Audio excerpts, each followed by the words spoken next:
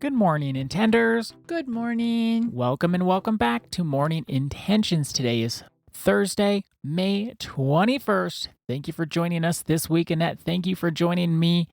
I just have such gratitude for these times where we get to work on our own personal development together. And let's remind everyone, we will be taking tomorrow off for the podcast and Monday to celebrate Memorial Day. A little vacation time for Annette and Ada. And then we'll pick it up next Tuesday and continue on with our journey of living a heart-led life. Annette, I know you had something quite important on your mind to start us off today. Would you like to share that with us? Yes, I wanted to just bring clarity that when we're talking about roles, this can be our role as a mom, as a dad, as a teacher, as a law enforcement officer. There's those formal roles, but then there's also the role of the peacemaker, the fixer, the responsible one, the caretaker. When we're saying role, it applies to all of that because there's expectations involved with all the different types of roles. I just wanted to bring clarity because we can think of role as a more formal role. And yesterday we tried to bring the formal and the informal in there. But I just wanted to clarify that for everyone before we got started today. Thank you so much for doing that. That is so important because we can get into the habit of thinking the roles are the fixer, the responsible one, maybe the more informal.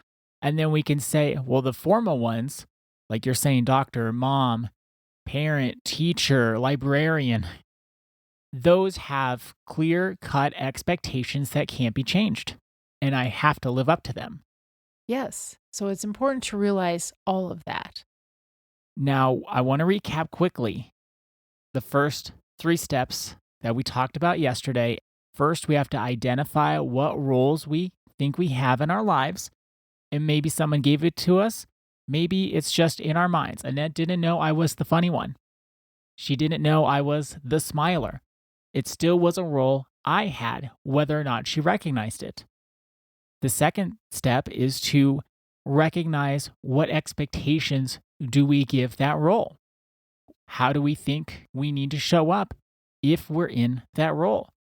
Then the third step, what do we do in our lives to live up to those expectations? Even if it means smiling when we're uncomfortable because we don't want anyone to know what's really going on inside of us. And another way that we could think about, like how I think about that third step, is to ask myself, how do the expectations that I have then play out in my life? So that could be another way to think about it. Sometimes just using different words can trigger different things in people. How I might say it can make sense to people, and how you think of it, Annette, can make more sense to people. So I thank you for sharing your wording because that can make a difference for some. Now with this fourth step. So can I just interrupt for a second? So we had this podcast theme for the week. I never in my wildest imagination made it a step process in my mind. So you think about expectations, even expectations for a podcast or as the podcast host. You and I are coming from a totally different place. I wasn't even thinking about all these steps. Well, it's a good thing that I'm here. I just think as you talk about expectations, how-tos need steps. Yes, okay, but that's an aside. Okay, so I didn't have all these steps. I just said, okay, first we look at our roles, and then we think about the expectations that are attached to the role, and then we say, okay, so then how do these expectations play out in our lives? But you've got this, boom, boom, boom, boom, boom. So keep on going with the next step, Ada. I got 6 steps for us. Okay. So hang in there. The fourth step is asking ourselves and determining what are our fears for letting go of these roles and expectations. We might worry about disappointing others if we think we have to live up to someone else's expectations. People might not understand us and why we're doing what we're doing.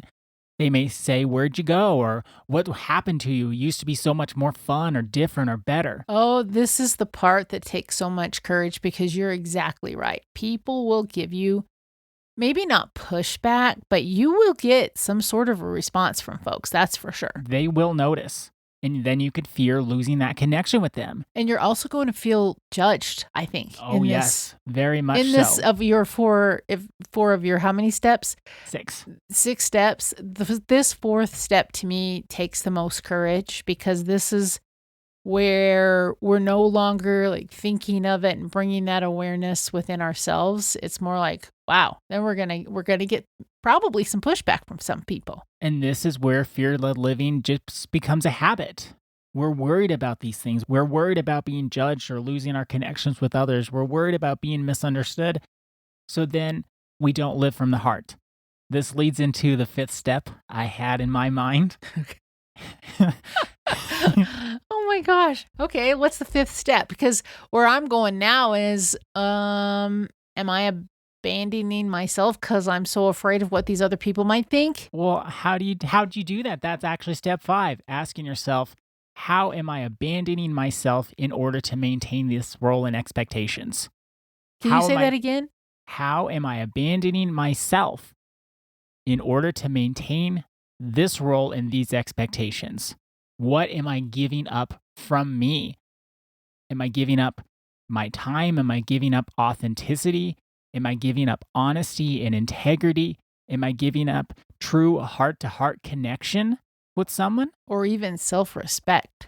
Oh, that is huge. Am I giving up self-respect in order to maintain this role? Now, 5 and 6 go together, and I'm trying to keep this all within our time frame for this week. The 6th question is, what can I gain by living a heart-led life, giving up these roles, giving up these expectations, and being true to myself? Again, though, not giving up all expectations. I mean, we can still have hopes and desires. When we are saying that we want to look at the expectations and maybe let these expectations go, it's not that we don't show up at all.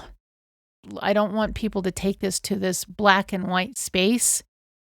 It's more of a journey here where we say, okay, so how do these expectations play out in my life? And do I need to let go of maybe even some roles? Like if we're always the fixer, maybe we need to let go of that role as a fixer.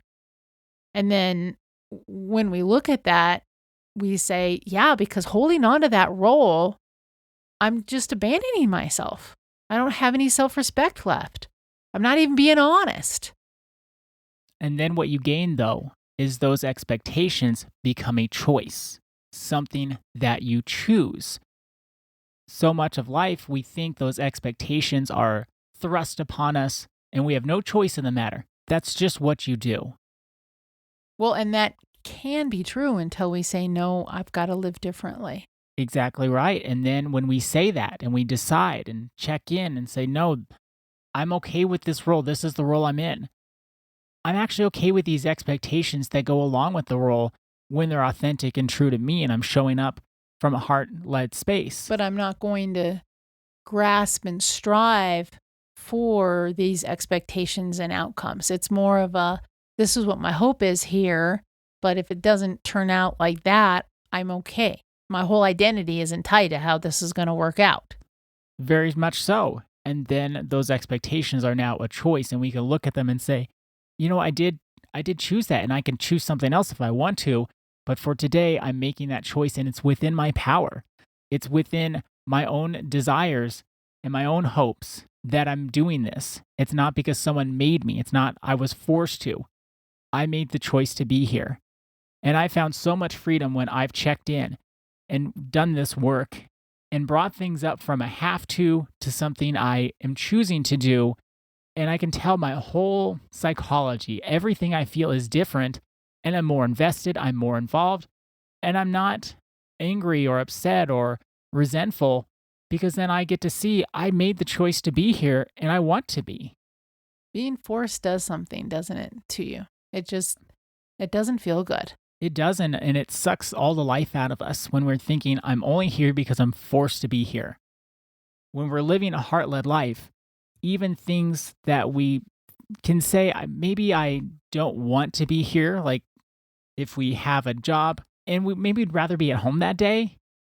But at the same time, when we go through this process and we look at all the different sides of it, we can start to see there are many benefits to being here. Maybe it's just the paycheck, but we can find something where we can say, I am choosing to be here. I don't need to abandon myself. I don't need to give up who I am in order to do what I'm doing.